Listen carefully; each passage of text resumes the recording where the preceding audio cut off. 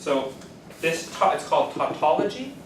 So nothing new knowledge is gained, but an identity established so there can be meaning. It's just like algebra, right? When algebra is like, every time you see x, you know that's equivalent. So you can substitute when you see, let's see, right? And then you can go, oh, I know that. That's, okay, that's 5 squared, right? Well, it's the same thing. That establishes, for us, that establishes the law of identity meaning. That any time that you see another A, that's the same A. Okay, that's necessary. And then the second one you know, it's either, did he do these logical signs? Little v stands for or. It's either A or, and then a tilde, or sometimes it's like this. It's either A or it's not A. That's the log. Exclude the middle, you know this. But it can't be both A. And then you can either do an ampersand or just a dot for and. It can't be, so no, both A and not A at the same time in the same way, okay? Is that So, the negative sign? yeah, The that's, negative, right? no, it's not a negative, it's called a tilde. A T-I-L-D.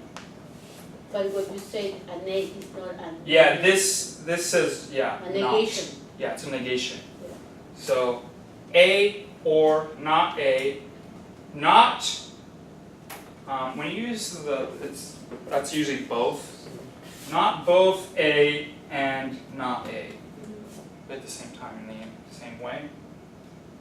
Okay, so fuzzy logic denies that, right? How does it deny that? Well, you could ask them, what is it you're denying? The 3 laws of logic? They would say, yes. Oh, okay. So you're denying the 3 laws of logic that we were just referring to. So you got that one. And you're either talking about, what were we talking about? 3 laws of logic. Okay, so we're either talking about the 3 laws of logic or we weren't talking about it. Yeah, of course. So you wouldn't say that we were just having a conversation right now and you're presenting me an argument denying the 3 laws of logic, and then you weren't providing an argument, or maybe we weren't talking about it at the same time. Falling. Oh. Just like the argument. Yeah, that's right. So, yeah, thank you. Oh, good job. You have to, just like the subjective or relativist, assume exactly what you're arguing against. You're contradicting yourself. That would be the easiest way. So you maybe put that up as a 4th option. Good. I like that. It's a good objection. By the way, this is always good in philosophy to, when you take a position or a thesis, to think of the strongest possible argument, the antithesis of that. And then find a response to that. Okay? You'll see this in debate. Politicians are the worst debaters. What do? They take their opponent's position. Well, look at that. I mean, that's just something that sounds like an argument Hitler would present. And they do this terrible, and they're like, that's not my position at all, right? They present it in the weakest way possible. Strongman, right? Look how easy my opponent's argument is. What an idiot would. Nobody would believe that. So easy to. Well, in philosophy and debate, we say the rule of charity. Right? That's a Christian virtue. Take your opponent's position, make it stronger than they can actually make it. Okay? So if your position is this, that God exists, find the strongest arguments against it. Don't run from it. Don't present them worse. If you can refute those, if you can respond to that, you made your argument look better, and you were nice to your opponent, right? It's a win-win situation, okay? And this is a good kind of dialectical to always do in reasoning, just even in your own head thinking about stuff. What is it that I think is true? Okay? That it's wrong to do this. But what would be the antithesis of that? The objection. Okay. And how would I respond? Now, Thomas Aquinas did this. He called this the question,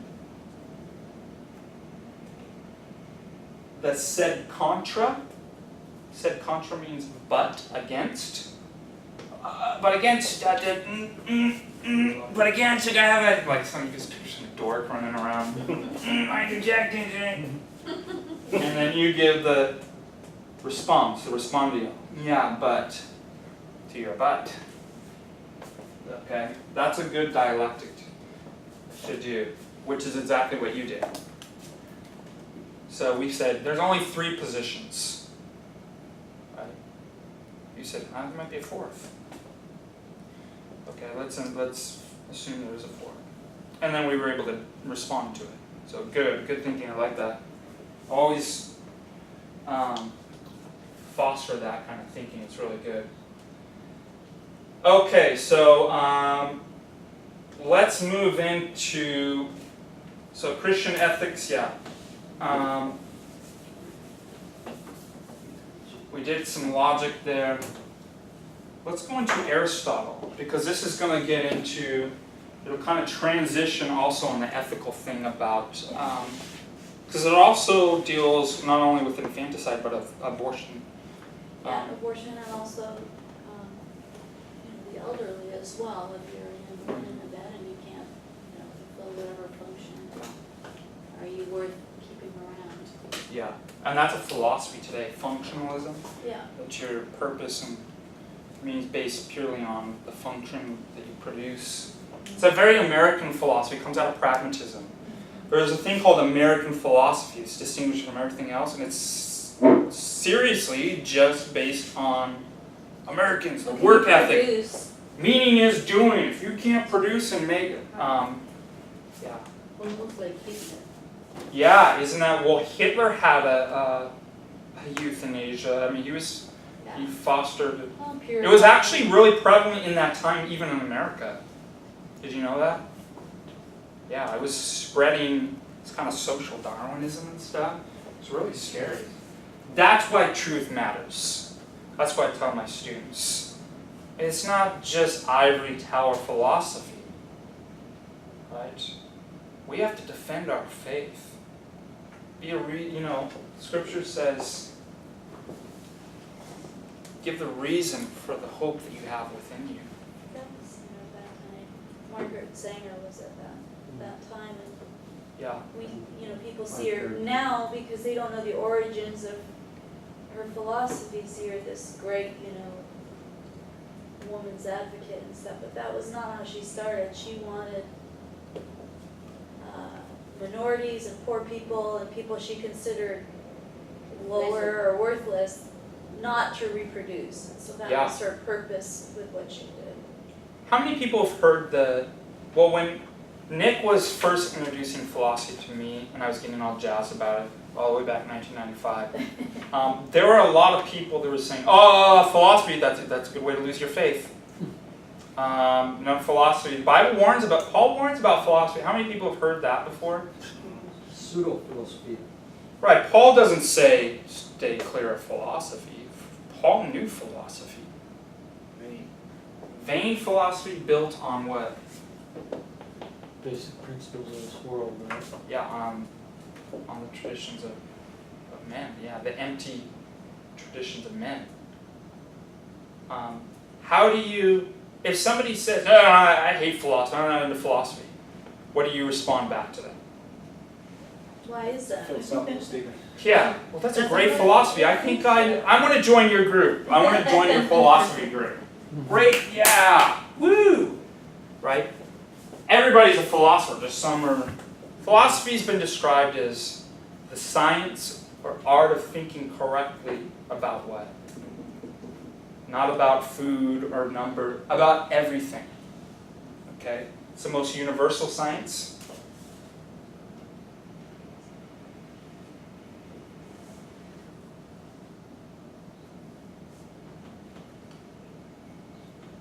It's described as the science of all things humanly knowable. Now I say that because I like to leave open the possibility of other means of knowledge. I've written some papers on this. I'm actually going to publish. But knowledge particularly by means of divine revelation.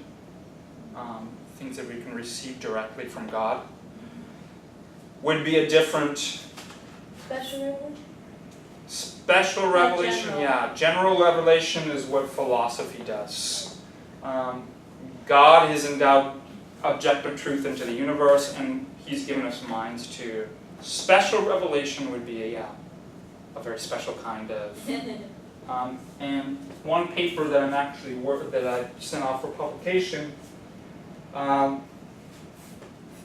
describes the differences between philosophy and science. And this is why you do have to be careful with philosophy, because knowledge does tend to puff up. Okay? It's the science of all things humanly knowable. So we could go, yeah, look how much I know. You can go, it's man going through the world. So each thing has its own corresponding vice. Every good thing has its own corresponding vice. Philosophy is pride. Theology gives us knowledge, but in very different ways. Theology, I said in my paper, theology, if philosophy is one where man's going out and discovering the truths of the universe, theology is a science that one does on one's knees. It's humility. It's when you quiet yourself, stop talking, get on your knees in humble adoration and prayer to God, and He reveals to you. That's a very different type of way of knowing, though, isn't it? So that's why I wanted to distinguish and say, look, philosophy is the science of all things humanly knowable, through the powers of our own reason, unaided by anything divine. Okay? So, if it's the art of thinking correctly, everybody thinks. Everybody's a philosopher. Just some are bad philosophers, okay? And my response to Margaret's, what is it, Margaret Singer? Yeah. What is the response to bad philosophy? Do you just throw the Bible at them? They don't believe the Bible. There's some in-between stages before we give them the gospel. I mean, we're always giving the gospel in love, right? There's many different ways to give the gospel. Well, you combat bad philosophy with good philosophy. Okay, that's really and I want to give us some good philosophy here. Plato, we'll start with Plato. Plato's Socrates student. Socrates is sort of like a Christ figure, right? He never writes down anything. He has disciples. He lays down his life. He could have escaped. He's monotheistic, right? He dies for teaching monotheism. Plato is his disciple. He writes everything we know of Socrates. And Plato's famous for his theory of forms. Does anybody know what a form is? The ideal. Yeah. The Greek word for form is eidos. What does that sound like? Hey, I have an eidos. Idea. Idea. Yeah, that's what the exact translation is. A form is an idea. Plato gives us a great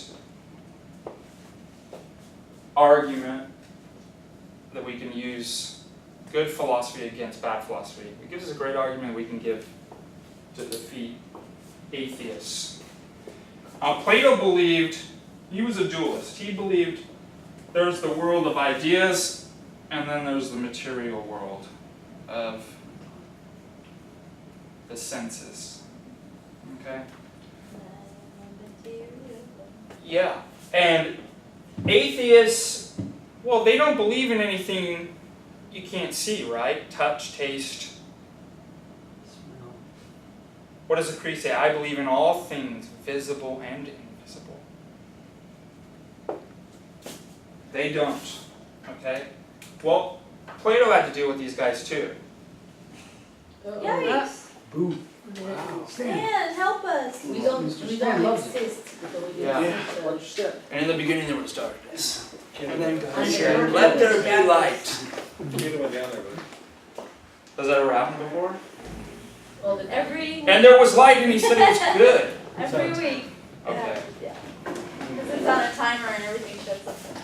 So yeah, it's like atheists will say, well, look, how can you deny that? What, I mean, it's obvious here. I can't see God, so I can't touch Him. So why would I believe? You can't deny this. Well, Plato says, what's more real? This stuff that you can see or the stuff that you can't see? Look at a tree. I mean, 100 years ago, 200 years ago, it wasn't even there. It wasn't real. Then it came into being as a seedling, it grew. 300 years from now, it's going to die and not be there. Trees, everything in matter changes like that. It's coming and going, changing. It's never in any one thing in place. But guess what doesn't change? The truth. The idea of tree. Yeah. And in fact, it's the very idea of tree that you even recognize that whatever that changing stuff is what you call a tree. So what's more real? The stuff that's coming in and out of existence and changing all the time, and you can't even know what it is unless you have an idea first. Or the things that remain immutable, It eternal. calls it the oughtness. Oughtness. That's a great argument, isn't it? These things that I can't see are more real than they give reality to these sorts of things. That will increase your faith. Yeah. So you can use this to defeat the atheists. Okay? So now ultimately there are Christian Platonists. St. Augustine is one of them. These ideas are eternal. They don't change. Thereby which all the different, so you have a form of a tree, the idea of tree. Well, that's the category or class or set by which all trees are what they are. So the form gives, or the idea gives the very being. Well, in Christian terms, these eternal forms would be considered the ideas in God's mind. And for Plato, the highest form is the good. It's above all the other forms. And for Plato, the good is God. He's the source. He sustains all the ideas in himself. And it's like, he says it's something like the sun casting. It's like if I had a shape or something, this is the form. And the sun and the light casts the shadow there. The sun is the cause. The idea gets represented on the material world, which is the shadows. We live in the material world, the shadows, but we want to be drawn up to the eternal things. That would be the Platons. That'd be kind of how Gnosticism would take it up a step Yep. further. Gnosticism said, yeah. Because it's basically the good is all the emulations. Like it eventually gets to the material world and it's the lesser good. right? Yeah, what Plato would say is this is less real. This is like a shadow, and this is like the real thing. Gnostics would say, go a step further and say, not only is that not real, it's evil. And this is, so yeah, it's, again, taking, it's exactly what the devil does, takes a little bit of the truth, you become like God, knowing good from evil. I would also follow with Hinduism, right? It's all just going through different stages. It's not reality, it's Maya.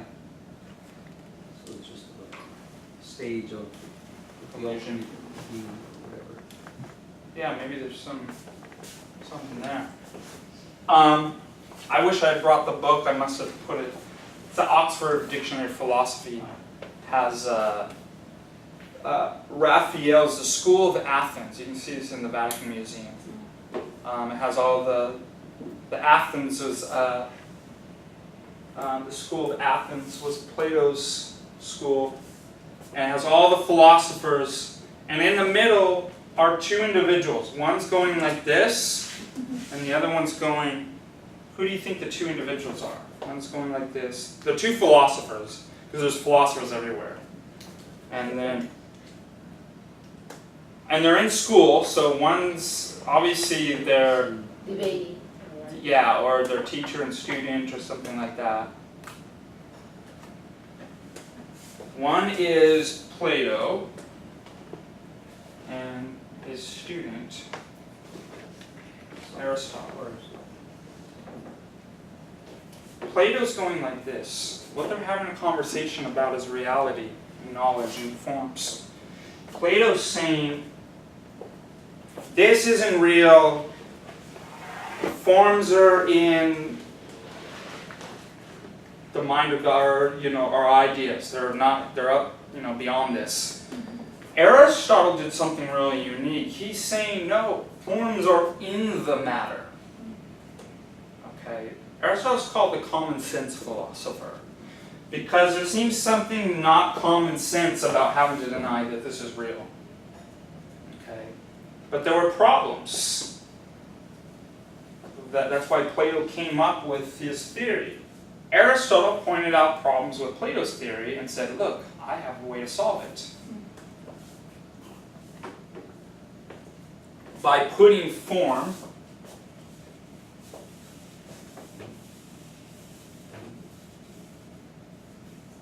in matter.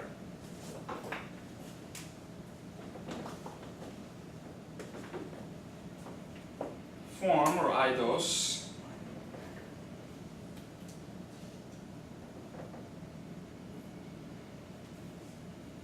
also it's known in Greek, another term is highly. No, I got that wrong, backwards. Sorry, morphe. What happens if I morph into, what do I'm changing what? Shape. Form, yeah, shape. That's exactly what form is, it's like shape. Matter is called highly, so the conjunction of that, Aristotle said reality, things are form and matter together. So his doctrine was called hylomorphism. Form answers the question of what is it? What is this? Now what is that though, that you're talking from? Podium. Yeah, podium, okay. What is it made out of? Wood. Yeah. But that wood could have been formed into a table. It was once formed in a tree, right? So do you see that form informs the matter, shapes it, right? Now, Plato thought that forms existed out there, like the form of circle, okay? Well, Aristotle put the form in matter. Now, when I drew that circle up there, how many things do you see? One or two things? One, right? That's Aristotle's answer, common sense. What is it? It's a circle. What is it made out of? Blue ink. I take blue ink that I can form into anything, and I happen to form it into the circle. So form and matter exist together. And the form, which is the real thing, is shaping what would not really have much reality. So he's picking up on Plato. Okay. So where did the term mind over matter come from? Does that relate to that, or no? Is that just some martial arts thing? Have you heard the joke of, it was on The Simpsons. Bart goes to his dad and he's thinking about this mind-body problem. What are we? Are we the body or the mind? And he says, Dad, what is the body? He's like, oh, Bart, never mind. He's like, well, what's the mind? Nobody. Nobody. The mind is no body. It's not matter. That's good. That's Never matter. Never mind. This kind of play on words. How does that relate to idea? Well, Aristotle has 4 causes that he says, you apply these 4 causes, you can pretty much answer what anything is. You have a formal cause, what something's made into, a material cause, what it's made out of, an agent or efficient cause, who made it, and a final cause, which is also known as a teleological. For what end, or what purpose, or for the sake of what was it made? Okay. Well, now think of, you could either think of the oak or a marble block. Okay. Now it's made out of marble, so what if I have this idea of this awesome statue? I have the form in my mind, don't I?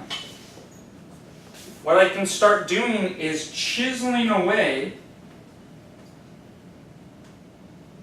till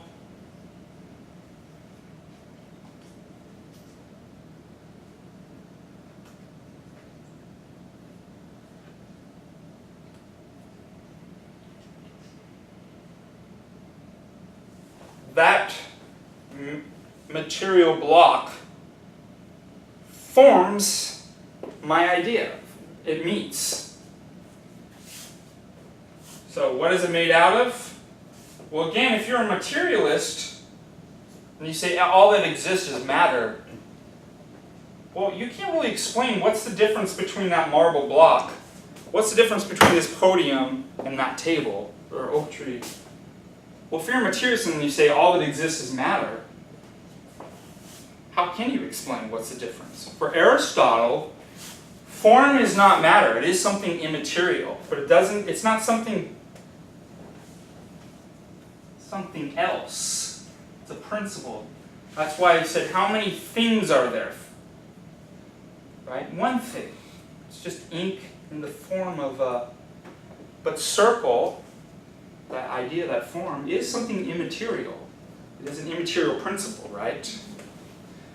So Aristotle was not a materialist, and he gave us a way of explaining what things are. Who made it? Raphael. Okay, now I know. For what purpose? What end?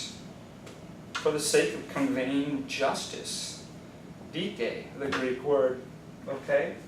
So now I know what the statue or the oak's made into, or marble, what it's made out of, oak or marble, who made it, and for what purpose.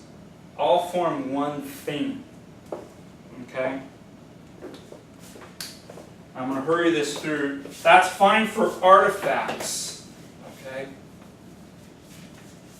Let me give you one other thing that's going to be really important. Aristotle says form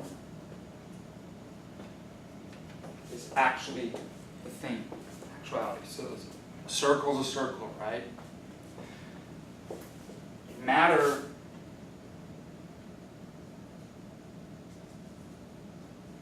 is potency. So what I like to think is, just think of it as kind of like a primordial soup, right? Potentially anything, right? Matter. Until you actually form it into something. Okay? Now, because I can never disengage it completely from matter, notice it's always going to be a bit imperfect. It's never going to actually quite meet the perfect immaterial idea, is it? Because, look, he answered Plato's problem, didn't he? He says, I can explain why you think this isn't real, because you think it's imperfect. Because matter's imperfect, but they don't exist separately. They're one thing. This is the principle, the actual idea, the eidos. Matter is always in a state of imperfection, potency. Being informed into. Now, why is that important? Because, and especially when we get to ethical issues, when it comes to living things, you know the difference between inanimate and animate things? Non-living and... Or did you ever think about that word? Animate, anima? You know what that Greek word means? With life, Soul. soul. It's the principle of animation. Physical things, inanimate things, have to be moved by other things beyond themselves. But living things, animate things, move themselves. Where does Pinocchio fit in? Yeah. He's being moved by a living, yeah, that is a weird, by another thing though that's not him. That's interesting. So what Aristotle and the Greeks thought, every living thing, animate thing, had its own particular soul.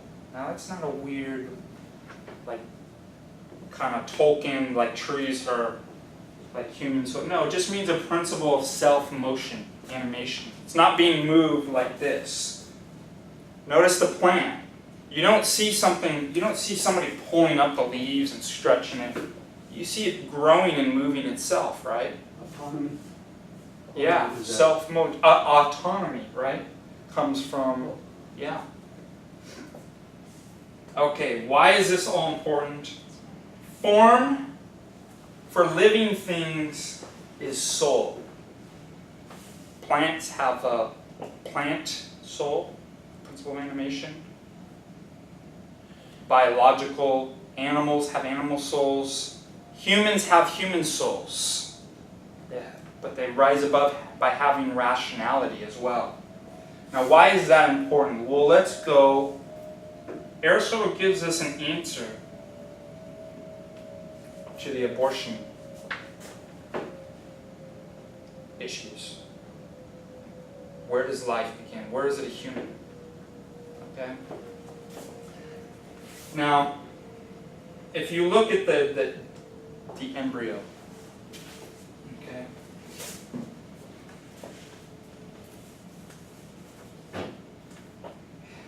If you looked at a seed,